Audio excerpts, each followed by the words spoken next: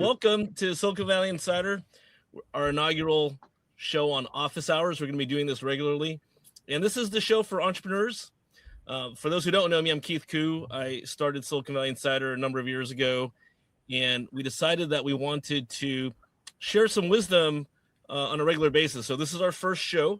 And whether you're starting from scratch, building your MVP, or thinking about raising capital, this is designed to be useful, not theoretical. Everyone in the room right now, Soyen, Ed, and Henry, we've all been operators, builders, and practitioners. So we're just here to help answer your questions. Just as a reminder, this is not a pitch session. This is education. So you can drop your questions in the chat, either in LinkedIn or on Facebook. And then if you have really good comments or you want to come on stage when we have time, we'll bring you up or we'll reserve you for a future show. So with that, I want to do some quick intros. I'm going to start with Soyeon. Hey, good morning, everybody. Yes, my name is Soyeon Choi, and I am a practitioner with my own office here in the Bay Area. I specialize in business and intellectual property law. And this year, I'm serving as co-chair for the business law section for the California Lawyers Association. It's great to meet you, and I'm looking forward to hearing your questions. Thank you. Thanks, Soyeon. Over to you, Ed. Hi, I'm Ed Ye, old geek. I've been doing this since I was about 7th grade. I've specialized in helping SMBs taking new business off the ground. We run a venture studio, so we advise and sometimes invest in startups. I've touched probably over 100 companies, probably about 5 IPOs, about 30 exits. So I've seen the life cycle of small companies. And also, because we always want to be transparent, there's the successes and the failures. So Ed's good to talk about both sides and how to close companies as well. So thanks, Ed. Oh yeah, Henry, over to you. Lots of companies. Henry, over to you. Sure. Hey, everybody. I'm Henry. I've been working at the intersection of storytelling and technology for a long time. So I've been a filmmaker all my life, but also have run like a major marketing and advertising agency and productions, and worked with a lot of tech companies since like 2007, 2006, something like that. Thanks for having us. Yeah, thanks, Henry. And so again, for me, I spent probably too long in corporate, as many of you know. I've been out consulting for 10 years, and I'm an investment banker with U.S. Capital.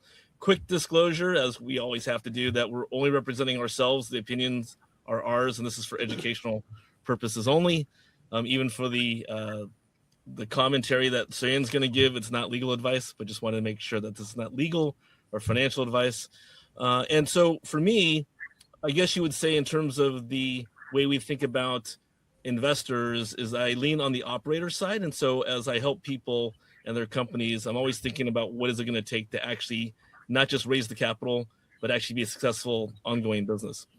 So with that, topics we'll cover throughout weeks and months, things like Ed mentioned, building MVPs with the advent of easily accessible AI and machine learning. You're probably realizing that building MVPs are much less expensive than they used to be, especially in software. Business formation, what type of business should you start? How do you protect intellectual property? Soyeon's an expert in that. Henry he was being a very humble, but marketing strategist. How do you actually get people to be interested in what you're doing, and how do you actually tell your story behind that? I grew up thinking about the hero's journey and archetype for storytelling. There's also parallels in how we build our businesses. And of course, throughout this season, we'll be talking about tools, technology, and of course, AI. So to start off with, in the green room, I have my good friend, Jones Chan. Jones, as I bring him up, was the chief scientist at companies like PowerBar, Nature Made Vitamins. The list goes on and on. Many decades in health and food tech. He started a nonprofit called Thesbar, and it's a highly nutritious bar that serves underserved communities. So we'll let him give an introduction, but we're here to answer all his questions. So Jones, welcome to our first inaugural office hours. Thanks for being here. Hey, it's great to be here. Great to meet you all. as Keith mentioned, spent many decades heading up R&D for food and supplement companies. I specialize in creating innovative food and supplement products for health and wellness. 6 years ago, got a calling from the Lord. Instead of just focusing on driving profitability for corporate, decided to go on my own to Nourished and Impoverished, and a event at a stoplight really changed the course of my mission. Where I, when a homeless person approached my car, I really didn't know how to engage with that individual, what to give, and how to respond. And sadly, I kind of looked away and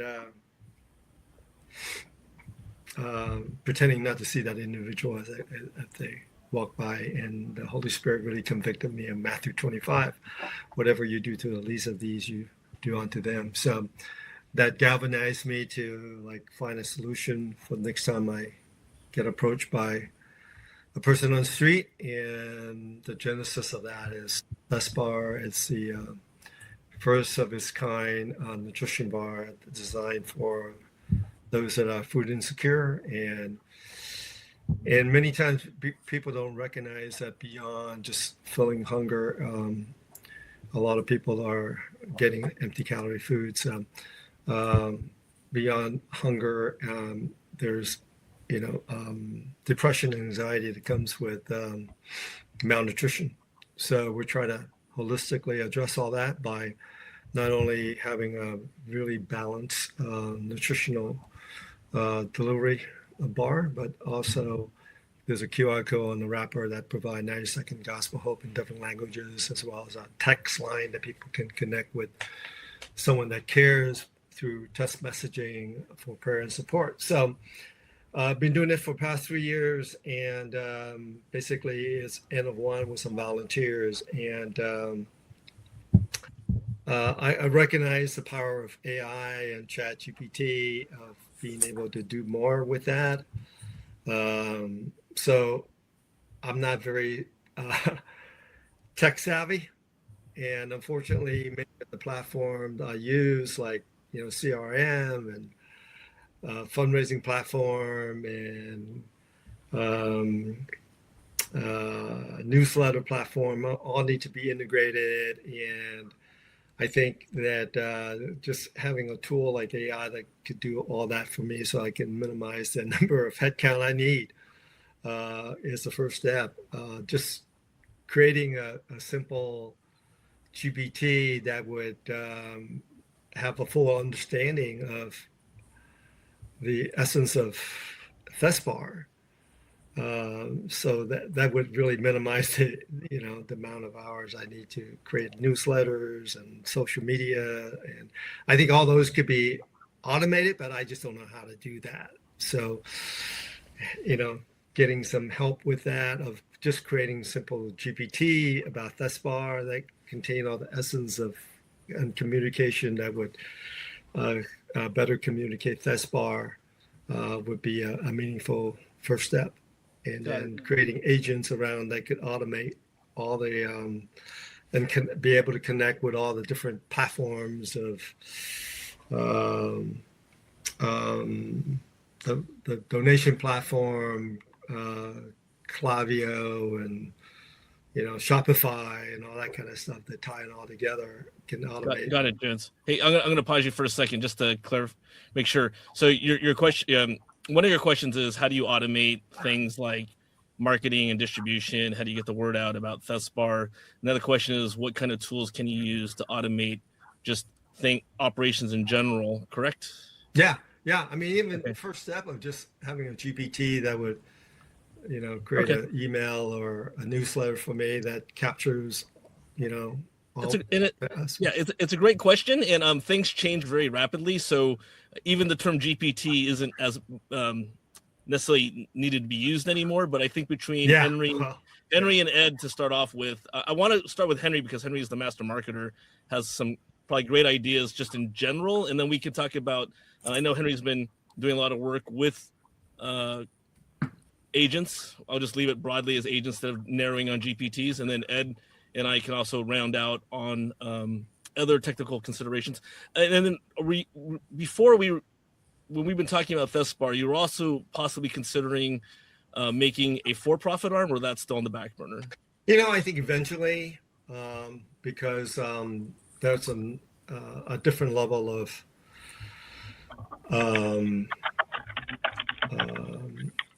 resource required. Okay, well, there's time today because we have Soyun, who's an expert in business formation IP. There might be some very high level stuff that we can discuss. But let's go over to Henry first. Now, I'm very low tech, so. That's fine. And Ed, we can hear your typing, so you might want to. Very low tech, so yeah. Just making notes. The fact that you could even what a GPT is already pretty massively ahead of the curve. Trust me, you're still in the 0.1% of the planet of people who are even trying to build stuff. So just quick question, or a couple questions. So the product is done and there's a live website. Is that the situation? That's right. Yeah, you have to go to thespar.org. How do you spell it? THESSBAR. .org. And then, so this is a 501c3? Yep. Nice. Oh, that's cool. It's a cool design. Why is it purple? I think the whole branding is really to point people to the ultimate nourisher, Jesus. So the color scheme is really for the king. So, the royal.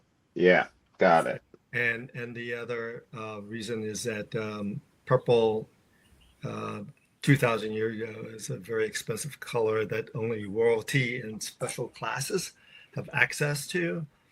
And today, nutrition is likewise, that for those at the means, they could afford non-GMO blueberries, but for the poor in food deserts, they really can't afford the right kind of nutrition they need. So color, really stands for that. Accessible. And I love it. It looks amazing. And how is the ingredients different from what's out there? Because it says that's a great question. Support, going like mass market, because the trend is what I call designer nutrition. People that want to have a certain body type. So now it's all about the magic bullet of, hey, I just want protein, no carbs. But yet for someone that's malnourished, they need balanced macro, they need fortification of different vitamins. So we're the only product now that has basically 20 vitamins and minerals, so that an adult, when they have it, they basically get 2/3 of the daily allowance they need. And especially for those that are on the street, they tend to be missing B1 and vitamin C and B12, and we tailor those vitamins to be more than 100% because of the need. So for a child, 1 bar would satisfy the whole daily allowance of what they need nutritional wise. And then we also have a key component in there that clinically proven to boost immunity, energy, and mental clarity, especially for those that are really malnourished. So we want to have this product so that it could boost their well-being. And we conduct a pilot test with Salvation Army, and within 2 weeks on a bar a day, it statistically improved their well-being in just 2 weeks. So it's designed for someone that's malnourished versus in the marketplace, they're just looking for the design and nutrition of high protein and no carbs. So awesome. Okay, very helpful. And then for just let you know, I'm running your site through my agent to get an analysis on it too. Yeah. But so what is your number one goal here? Are you trying to get like entities like Salvation Army to buy massive cases of it? Are you just trying to get traffic to your website to move boxes, or like or are you more in the branding PR, get the word out, get people knowing about you kind of mode, or all the above? All the above? Yeah. I think at the end of the day, like anything else, it's all about money, right? Sure. And in our But case, is it like you have enough funding to focus on sales, or are you yeah, bootstrapped and yeah. So I think what we right now we've been operating for 3 years, and to Mhm, really scale meaningfully, that there need to be donations. So in terms of our revenue, there are three major areas that we're trying to drive. One is just simple donations. People uh-huh, donate. Two is sponsorship, that someone sponsor, let's say, a pallet for 7,000, and we mhm, can get that distributed through our trusted partners like Salvation Army and Convoy of Hope. And then third is we do have an e-commerce where people could buy a case or more, and they could use mhm, it for their own personal ministry. And that mhm, really ultimately what we want to do is um, have um, be an outreach tool for the body of mhm. Christ to express their compassion, acts of compassion. Quick idea, But I Clint. see. yeah, so that we got three revenue stream focusing on those three. And right now we're focusing on donation and sponsorship as major drivers to get enough so that I can build a team. Got Jones, it. have you seen that sock company that gives a pair of socks to homeless people every Oh time yeah, you? bomber stocks. Yeah, Yeah, yeah. Is yeah, that yeah, model you would be interested in yeah. following? I mean, they really work. I mean, they're in the billions, so that really helps. But yeah, I think my take right now is really a missional cause of being an outreach tool for the body of Christ to express their compassion to reach the poor. Does it taste good? Yeah, it's soft. It's really designed like if you don't have any teeth, you could still eat it. Wow. It doesn't Wow, melt. you really thought it through, huh? Yeah, so it's Um, really for famine relief, disaster relief, and that's really ultimately a gospel tool. It's like edible for spiritual law for those that are my age. mhm. So it's really designed for a missional purpose. And a lot of people, it's like, hey, why don't you get one, buy one, give one free? But coming from a CPG background, it's really high risk unless you know what you're doing because the I market will constantly plug. changes. I will plug for Thesbar that in my travels I've come across two or three, not I guess not competition in the sense of traditional competition. People are passionate about serving the underserved, especially in societies that don't have a lot of nutrition, and also in times of crisis or like a war. And I have tried them, and I've told the others who've got different models that Jones's bar tastes the best by far. So makes me a Um, lot of fun. okay, that's good. So I think there's a couple things I'll just say off the top of my head. I mean, sure, we could automate everything, but you have to know what you're automating and what your messaging is. I Yeah. think um,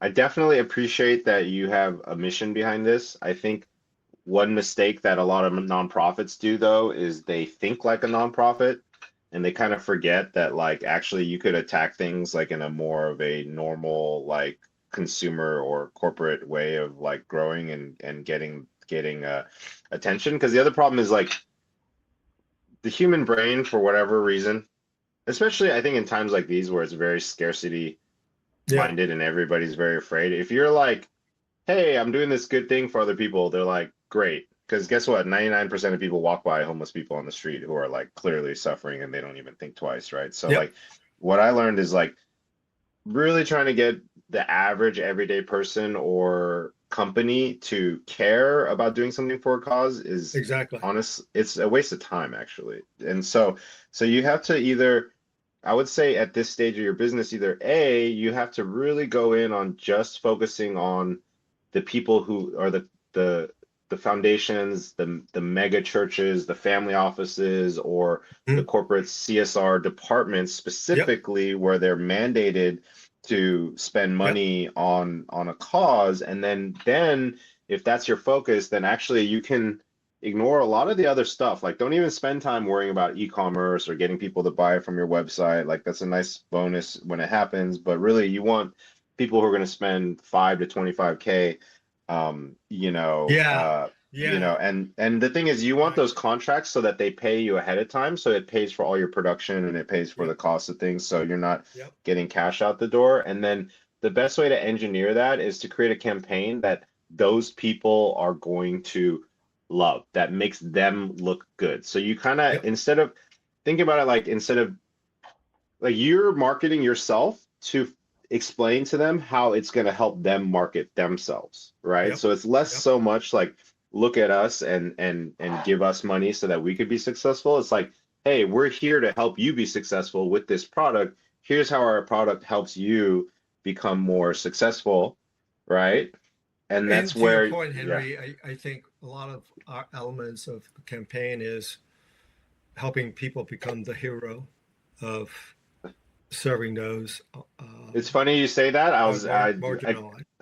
So again, I've been running this through the agent while we're talking. So a couple of the ideas that I had was one of them is a CNN Heroes nomination, which is like do a founder's story, have a QR code in like invitation that shares the real impact data. It is saying that your site needs more actual testimonials from the people who are being helped, right? Which is kind of missing. And then Now we like have really what it several is, yeah, videos about that, which is on the interesting. site. Yeah, if you scroll down on Oh, the it might have not homepage. read the videos because it's just Oh, crawling through okay, the homepage. okay, So, okay. but also it's not in a prominent area. Like you have the story of the founder, you have okay, you have the people that scroll down. I see.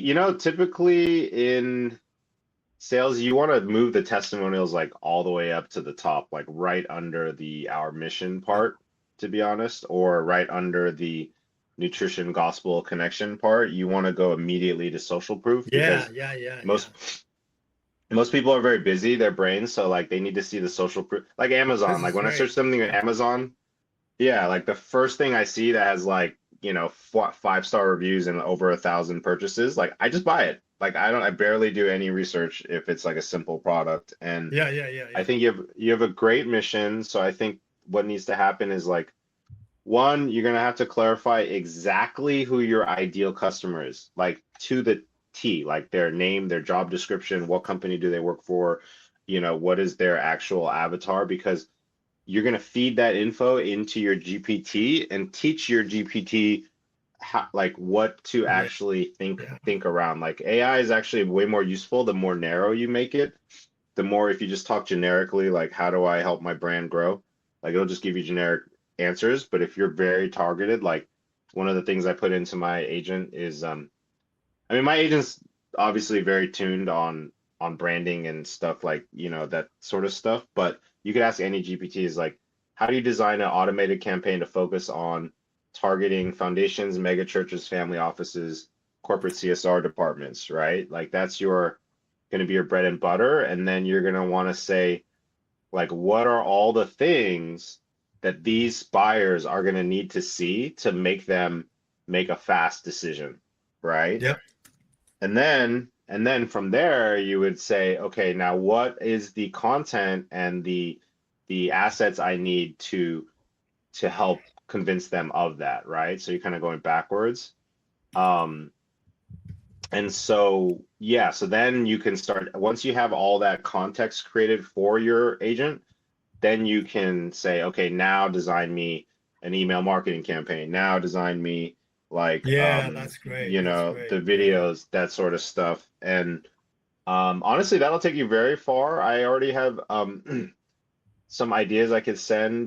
Maybe Keith, I'll send it to Keith or get email connected or whatever. But the another play is you could go to the corporate part where it's like there's a lot of offices that actually especially like startups and stuff where like actually a nourishing bar would be great for the team because it's like you can keep working, you get fed, and then that's where you could add the Toms or the sock company idea where it's like, oh, if you're a corporation and you're going to buy like 100 cases of these, like we'll donate X number of cases so that way you can tell your employees, not only are we feeding you, but you're helping to feed other people. So then everybody feels good about it. Yeah. You're making the profit you need. You're still a nonprofit. You're still pushing your mission the way you want, but you're also expanding your customer base to people that don't care about your mission, but care about the nutrition part, and then also care about looking good and feeling good and being able to brag that they are helping people while they're also making their employees more. So I feel like there's a part where you're going to want to, especially for the corporate side, is you're going to want to speak a little bit less like a missionary and a little bit more like a mercenary, but like you add the mission on the back end. You just say, hey, like, look, we're mission driven, but don't worry, that doesn't have to be your main cause. We know that you want your employees to be well fed and to be able to be productive. We're going to help you do that, because every other bar is optimized for people who are working out or trying to cut weight or get protein. Like the average everyday person that just needs a balance of macros, this is designed for them. And by the way, when you buy a bunch of these, you're helping your community around you, and you could design. And then that's where you give them the extra, like, and here's our, like, corporate heroes campaign. We're going to feature you on our website. And when we send out our press, we're going to tell everybody that you guys are, not just, being more optimized, but you're actually taking care of your community, blah, blah. And then again, it goes back to what I said in the beginning, is like, think of your marketing less like how do you market yourself to look appealing, but more how do you use your product to make other people look appealing. Right. How do you make your product to make other people feel like they're the heroes for participating? And that's why people bought Toms. That's why they bought these socks and stuff out of all the competitors out there, is they want to be able to brag. Honestly, people only care about the same three things. It's either saving money, or increasing their status, or having something, that they can't have, something that they want. And like, it's the same thing with corporations. So I would start there. Point you were talking about, in a way, personas, and we were in the process of doing some surveys to crystallize that. But and the three elements in us that we hold very dear, thus far, is that one is those that care for the poor, those that care for sharing the gospel, and those that care for nutrition. That's what we care about. And really, those that value those three tend to be our partners. That's exactly. So I think expanding that on a global mindset too, and like literally just dialing in that intersection of your ideal customer and find them. And really, the more you focus on that, the more you're going to get better results, because your energy compounds.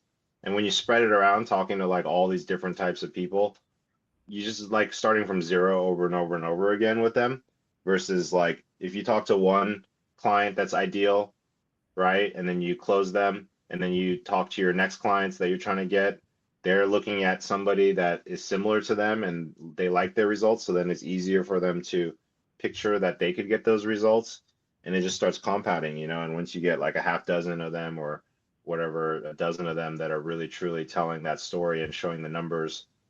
I think the thing is, like, on the website again, is like you do have the videos, you have to scroll down, so that's kind of an issue. And then also, I think the other thing is, like, it's very much a lot of talking about the mission, but you need to start connecting the dots, how your bars actually level up that cause and the mission in a way that nobody's done before, right? So it's like, even like, for instance, like you were talking about nutrition. So what you could do is you could literally have charts that say average bar, here's all the things that are missing from it. All you do is get protein, right, and sugar or whatever. Our bar, here's all the macros you get. So even a normal person, like, I think where you'll be successful is if any normal person looks at this and they don't even know your mission, or maybe they don't even believe in God or they don't care, but they just look at it and they're like, oh, I want that bar for myself, right? And then you can add on all the other benefits to it, And I think that's where when Jones and I over the last few years, a lot of people encourage Jones to do a for-profit. I'm going to take a really quick just anchoring what we're doing. So if you're just tuning in, this is Office Hours with Silicon Valley Insider, the show I've had on for a number of years. Join with me, in addition to Henry, who's a marketing strategist, we have Soyeon Choi, who's a dear friend and Silicon Valley business attorney and an expert in IP, as well as Ed Ye, one of my business partners at Guardian Insight Group, who is done over 100 startups and build stuff, for lack of a better term. So we're going to pause on the marketing discussion because it's going on pretty long. I think Jones had a question about his company, Thesbar, which is a nonprofit. They have a very nutritious bar that has been serving the underserved communities. It's a 501c3. And he started off with a question about using agents and how to have AI help him automate, which is a fair question. We're still going to talk about it on today's show. But it really, as Henry was identifying, is that before you jump into any technology coming from process, you want to make sure you understand why in your processes before you automate anything. So Jones and Henry, I'll get you guys connected. Soyeon, I did want to turn over just briefly in case Jones was considering having his nonprofit and then a for-profit arm. What are some high-level things that Jones might want to consider before getting into that? Yeah, hi. It's good to hear about your mission and success, and congratulations for all the work that you've done so far. Since you already have a 501c3, right off the bat, you do have to have separation because the priorities and the goals, they might be similar in that you're driving a business. And as Henry mentioned, one of the misperceptions, I don't want to say mistakes but right out the gate, but when you're running a nonprofit, it is still a corporation and you still can operate it so that you do collect revenue. I think how you dispose of it is ultimately, for example, for nonprofits, you can't have shareholders, so shareholders don't get, an ownership interest of the corporation. So those models are very, very different. But there are many, many ways that you can have a nonprofit and a for-profit interact, so you would have to have guardrails. One of the top considerations would be, your nonprofit board, because you have to have a level of disinterest or neutrality so that you wouldn't have sort of like self-dealing or co-mingling. And so that's really, really, really important. The co-mingling, of course, because what do you mean by co-mingling? In what way? Oh, like financial commingling, because when a judge, for example, hopefully it doesn't ever get to that to anyone on this call, but if you have to go before an arbiter or a judge, one of the ways that they determine whether you're dedicated to your particular corporate mission, whether it's nonprofit or for-profit, is to go look at the finances. They don't really look at like how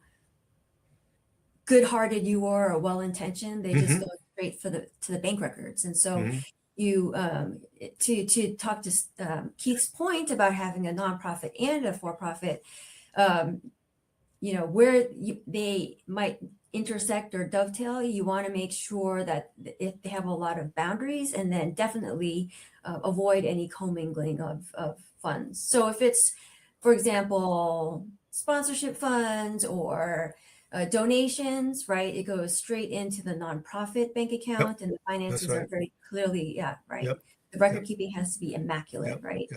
And then if it has to, so let's say I'm just making this up.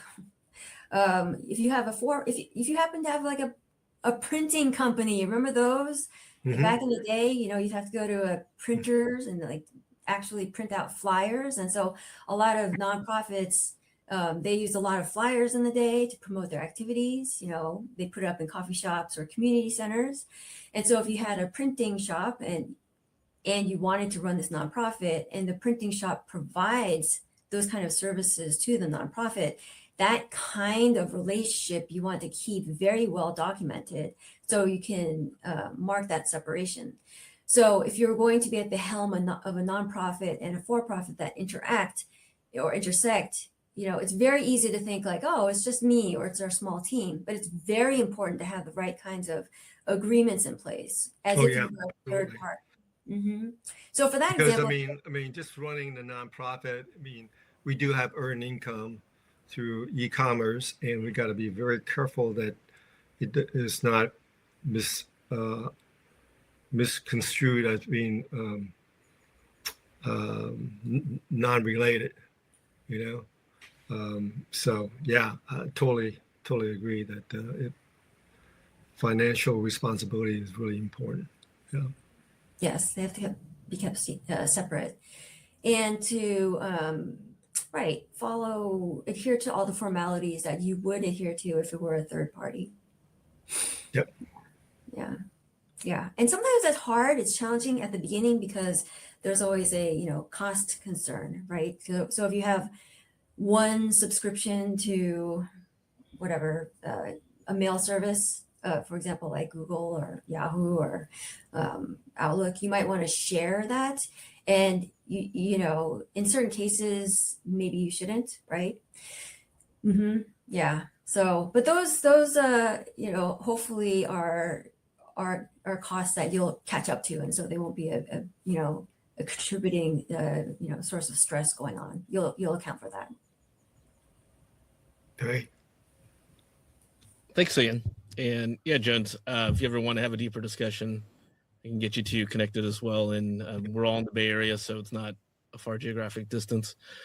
I know Henry's off camera, but I did want to go back to Ed for a moment. So the original question, which I do want you to follow Henry's advice, which is to think through everything. But in terms of automation, I would say that there was a discussion that a lot of the embedded software, things like Salesforce or HubSpot, or we're probably within, I'll put myself out there, like an 18-month, 2-year window where you'll be able to customize a lot of that software for yourself. We're seeing it already in what we're doing.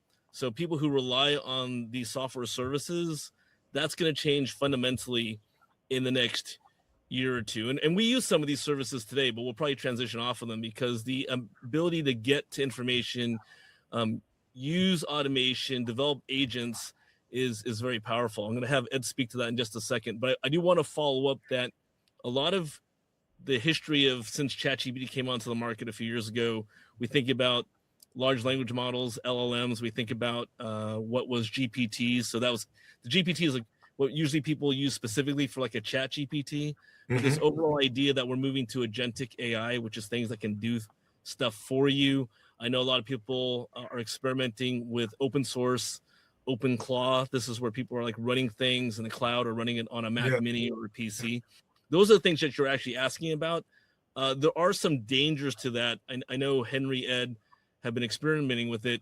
So we're going to have two parts of the conversation. Ed, I wanted to ask your question about where you as a software developer, database expert, where do you see really this liberation or freedom for people to actually use much lighter weight tools that are customized for them? And how soon do you think that is? And I know we're doing a lot of work for our clients in that space. Yeah, thanks for the time. Things are moving to a point that a solopreneur is becoming very valid. Someone that doesn't need an entire team. Like we worked with some interns last couple years, and I've been encouraging all our interns to go upstream. Think of not just being a coder. Think of being a data architect. Think of becoming an application architect. As a solopreneur, you have to think the same way. You can create software images of yourself or images of other people to take on roles within the company. So you have an agent that just does marketing. You have agents that just do coding. You have agents that just do outreach to your customers. So Claw is a way that people are using to combine all these agents into a context-aware usage of agents. So it's not easy right now. Writing agents is still a bit of a black art, but it's becoming easier. And there's every large company, they see the writing on the wall, like Snowflake, Salesforce. They've turned their entire business around agents just because they know it's going to eat their cake. Yep. So that's things that you can take on yourself without going to the big boys. So you get into a point that you can create an agent that does all your, like a good example, you create a context for your company, and in this context, you have one agent that just receives and replies to emails automatically. So it knows your mission, it knows your style, it knows what you're trying to do, and it'll generate responses to emails automatically, at least first pass responses.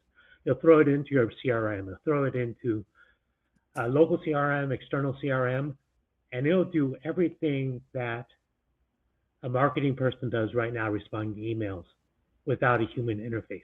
So you could write a piece of software or design a piece of, you don't have to write software anymore.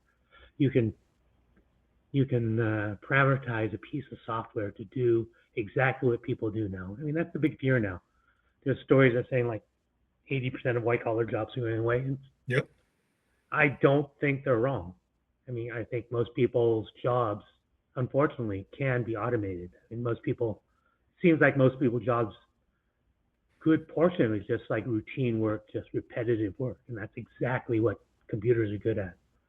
So you use that to your advantage, that anything repetitive, like writing message, you give a message, it automatically writes out and sends it. That's a one click for you now. It used to be you need a team to do the text. You need a team to do the graphics. You need some tech person to send out the messages. You have to check responses. That's all one agent now. You can design an agent to replace people. So if you don't want to scale up your staffing, it's a valid way of going nowadays. And I think that's what intrigues me. But unfortunately, I'm low tech. But and trying to find support to I mean, it's as simple as how do I through AI be able to automate and have all these platforms talk to each other so that it trigger a response minute someone click. The best, Jones, I think the best place to start is switch over to Claude. Get Claude Co-work, which is do you use a Mac or a PC? Actually, it's on both, I think. Yeah, so it's even better on a Mac. The reason why I suggest Claude Co-work, OpenClaw is more personal, but obviously more of a liability. Claude is built for enterprise. It has more guardrails. You can connect your Google, you can connect all your accounts. They're creating amazing automations that they basically released a product yesterday that competes with OpenClaw anyways. And you're able to even, for instance, leave your computer at home running, and then now you can use your phone to talk to Claude and then give it instructions, and it'll actually, do your actions for you like an employee. Versus OpenClaw, it's so customized that like you have to constantly maintain it. You have to constantly worry about security. You have to, it starts to drift and forget, and then you have to like retrain it and stuff. But to me, Claude Co-work is the best way to go. It's the best bang for your buck. It's the smartest model that you could use as a consumer, and it's also well worth the money. And it's like learning to use Claude Co-work or even Perplexity Computer or Manus.ai. They're all kind of doing the similar things. It's like Oh, Henry, I think your connection is breaking up, or it might just be me. It's not just you. Okay. So there's a lot of approaches to getting into it. I think the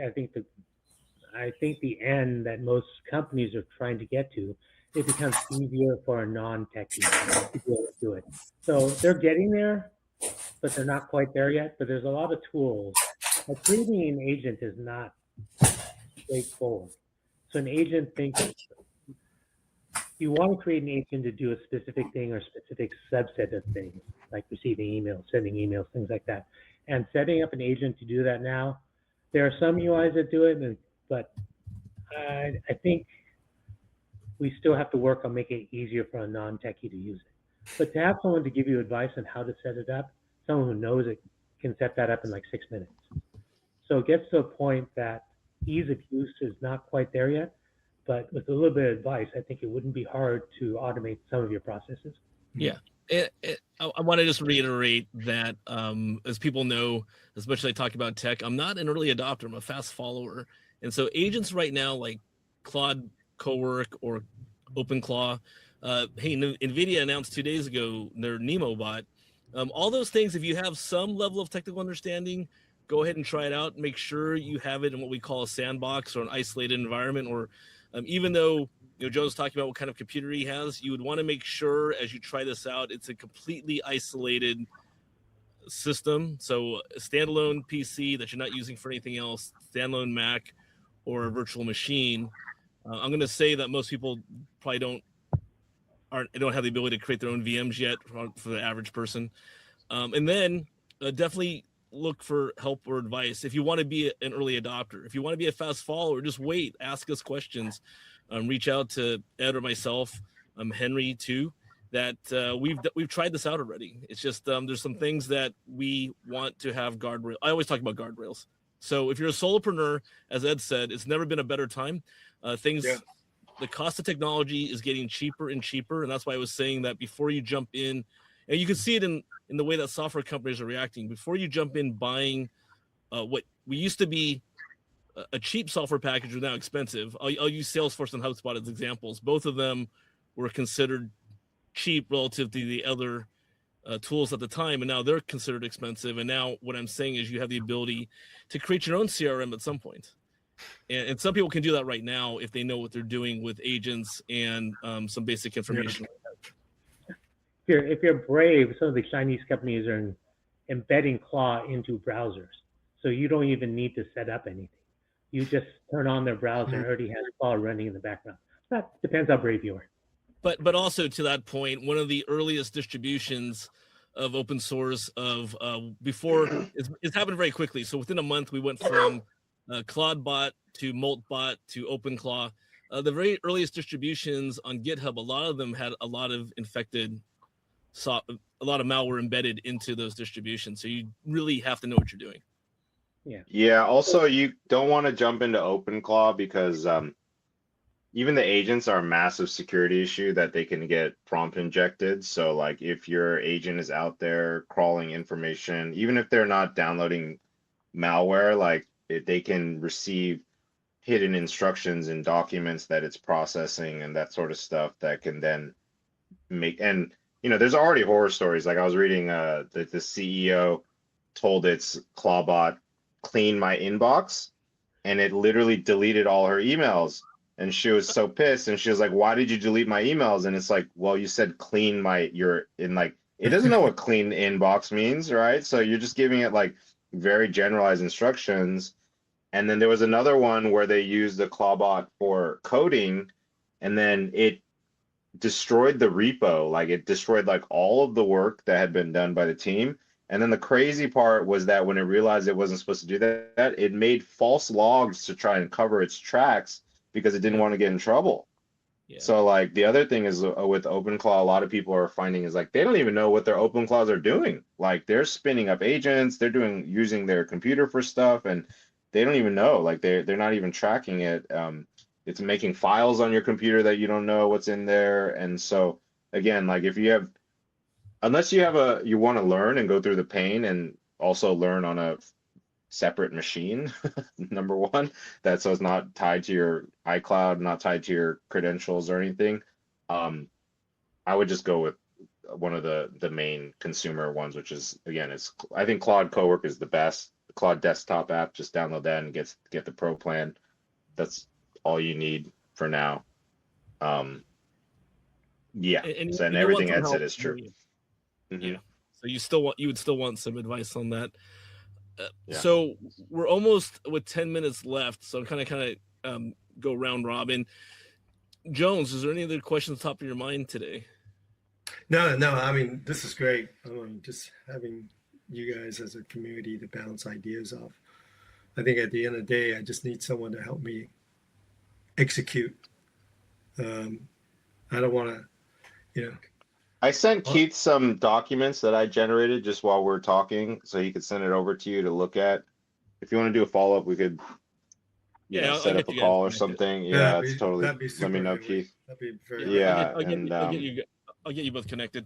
One of the things I wanted to bring up is that while you were early, for those who are just tuning in, earlier in the show, you were talking about your agent helping and analyze Jones's website and some of the things available. That is That also was one of my those open claw. Yeah. Mm, Yeah. Well, what I want to tell the audience is that, like, let's just say you're an expert in something or you need some help. I mean, you can, if you knew how to actually program your agent to be a reflection. I have different forms of consulting agents for myself that I run different things through, like pitches. You can get a lot of information, but the key is that, as Henry said earlier in the show, just making a general statement into ChatGPT or Claude or Perplexity or Llama or XAI, you're going to get a very general answer back. mhm. It's not going to be very specific. But if you knew how to tune your agents to exactly the things that you want, Exactly. Yeah. then you would filter all that out. And the reason why I can say that openly is because I'm not worried about somebody just off the street doing that. They have to have some domain expertise. So in the use of AI I believe in AI to augment professions. So what Soyan does and what Ed does and what Henry does, they can be better at being the experts they already are because they already know what they're doing. If you think that just going to an agent on your own without expertise, like you're not a lawyer or you're not even a doctor or something like that, it could get you a little bit of the way there, but it will not get you to get all the nuances. So, for example, the information Soyan was giving to you, Jones, about the considerations between nonprofits and for-profits, unless the AI has seen many of those cases before and ingested it and synthesized that, it's not going to really know. It might give you the wrong answer still. Yeah. So that's where you want people to help you guide your way through that process. Absolutely. So what the big boys are trying to do, especially LLM, is a really limited tool. I don't think it's going to be the end all of AI, but they want to have a context-driven conversation with you. So everything it does now, if you don't have context, what Keith is talking about, context, background, experience, you can build some context into the AIs that understand you a little bit better, very well. You can have it hit your database and know all your data. So it can actually drive really, really precise answers, really precise solutions if you give it the right context. One of the things, one of the statistics is that enterprises or mid-sized companies adopting AI, just for general information, have failed. And this happens often with teams wanting to jump on a technology and wanting to be the first users, early adopters. And as Ed said, for AI, it's really important. What's more important than the AI to me is the data that runs the AI. And so what you're going to find is that the data that you have in your companies that you hold is, in my view, actually the most important thing, because the AI is a pattern. It analyzes patterns. And so if you don't have that intellectual property of your data, then people can replicate your AI or come close to what it thinks it's going to say, or even hallucinate. And so when we talk about the usefulness for myself on artificial intelligence and machine learning, the context is really important. And that's where companies that have been successful with using AI have been safeguarding their data and then bringing companies in on how to maximize the interpretation, extrapolation of that data versus pulling data from the outside that there's not really an anchor to necessarily. Yeah, any company based on the general trained models that are out there, like the GPTs or Geminis, they're useless. They have no moat. So it's all about your company, and the moat you put around it, and the context of your data. So yeah, when the whole LLM thing came out, you and I did a session that was really well attended on intellectual property in relation to AI. Why don't we go through the high level of that, and if there's anything that's been updated since then? Oh, okay.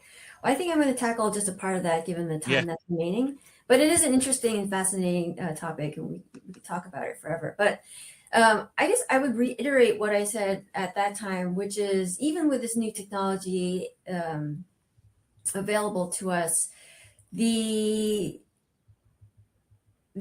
scaffolding of intellectual property remains consistent. So, it's patents, trademarks, copyrights, and licensing, right?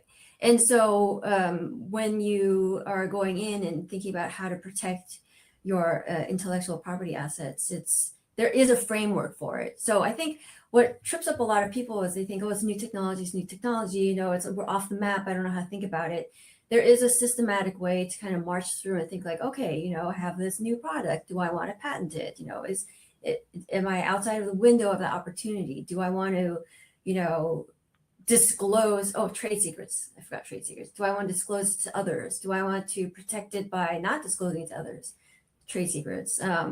Also, if you have something that's already, for example, you don't necessarily need a patent to give you that mini monopoly to drive your success. You can have, and we do have many robust competing businesses, and they just do it through branding.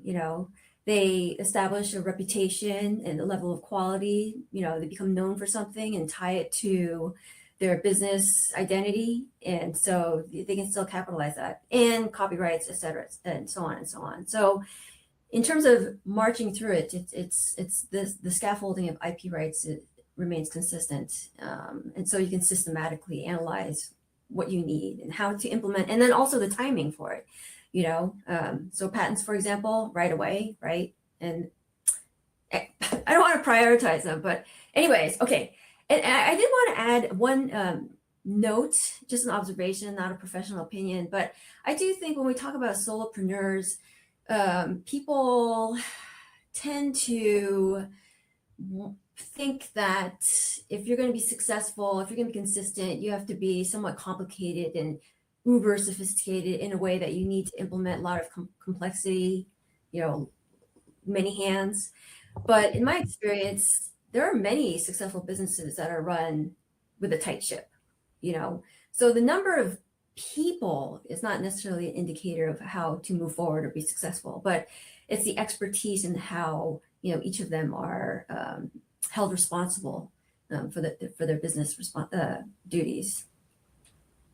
Yeah. Did that kind of answer that question? Yeah. Thanks a lot, Soyan. I mean, this continues to change. I think that it was back to the early adopter terminology. A lot of people were rushed in, didn't know they got into trouble at some point. I know a lot of startup founders say in the music industry, not understanding digital rights and things like that. And they got, a takedown notice would be kind. They actually got worse than a takedown notice, which is actually a fine. And so these are things as people start using the tools. The way I would put it is, I think it was okay in the past that in one sense, people were subject matter experts in a certain domain. And because of tools, as much as you can scale and become a solopreneur, there's a lot of risks involved that you might not have been aware of. There are laws, regulations that even though you're not aware of it, it's not a defense of not knowing it. And that's why I use the example.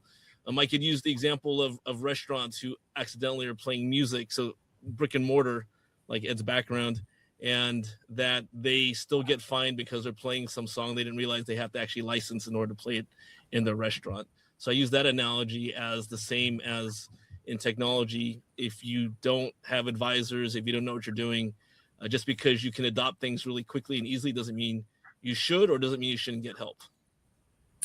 Correct. In a lot of those situations when the company tries to emulate what someone else is doing, for example, a brick and mortar that plays music because you went to a store and they played music, and instead of thinking they can do it, I can do it too, you think like, oh, I wonder how they did that. Exactly. And then go talk to someone about it. Yeah. Right. And that's the same when you're thinking about agentic AI, which is the new buzzword. And as Ed said, the buzzwords will keep changing because we're not the ultimate destination where the AI is going to land. AI is truly transformative. It can also be scary, but there's iterations. So we went from LLM as a terminology to agentic, which is the current hot thing, and we'll see what happens next. I know we just got a minute left, so I just want to kind of do a quick last thoughts. We'll start with Henry, go to Ed, and finish with Soyan.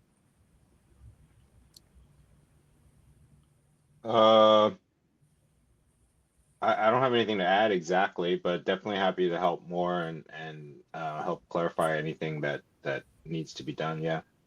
Great. So we're getting to the point that I think experience still matters. I think knowledge still matters.